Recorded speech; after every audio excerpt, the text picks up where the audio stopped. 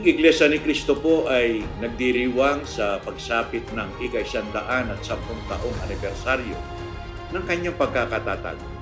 Sa pangunguna po ng ating pinakamamahal na kapatid, ang ating pong tagapamahalang pangkalahatan, ang kapatid na Eduardo V. Manalo.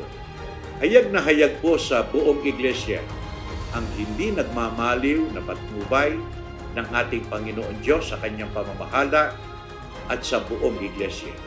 Hindi po niya pinabayaan at patuloy po na kanyang tinutupad ang kanyang pangako sa kanyang bayan sa mga huling araw.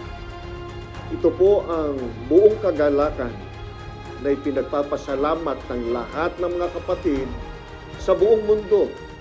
Kasama na po ang mga kapatid sa distrito ng Benguet. Bagaman sa mga taong nagdaan ay nakaranas po ng maraming pagsubok ang Iglesia, ngunit ang mga kapatid ay buong sigasig pa rin po sa pakikipagkaisa sa lahat ng mga gawain na inilulunsad ng pamamahala.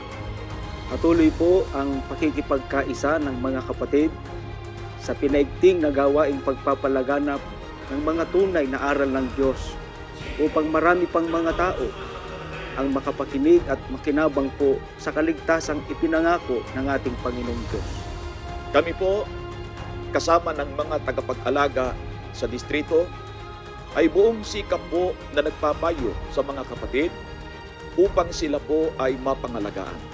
At matiyak po na sila ay nasa kalagayang matatag sa pananampalataya at karapat-dapat sa pagmamana ng buhay na walang hanggan. Kaya patuloy po na nagdaragdag ng mga bagong may tungkulin, maging ng mga ministro at mga manggagawa na magmamalasakit para sa kapakanan ng mga kapatid.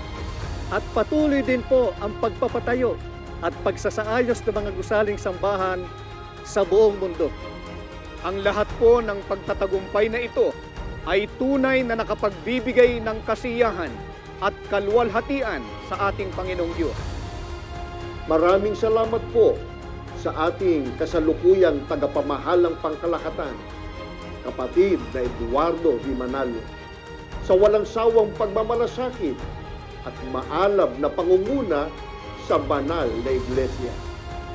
Ang distrito po ng Benguet sa pangunguna po ng mga ministro at mga manggagawa, kasama po ang mga SFM students. Nasa loob ng pagpapatibay, Nasa kagawaran ng may tungkulin, Sa kagawaran ng ilaw, ng kaligtasan, Nasa kagawaran ng pananalapi, Nasa tanggapan ng mga kapisan ng pansambahayan, nasa kalihiman, ay bumabati po sa ating tagapamahalang pangkalahatan, ang kapatid na Eduardo V. Manalo, at sa tagapag-ugnay ng mga kapisan ng pangsambahayan, kapatid na Angelo Eranio Manalo, at sa lahat ng mga kapatid sa buong mundo ng Happy 110th Anniversary po!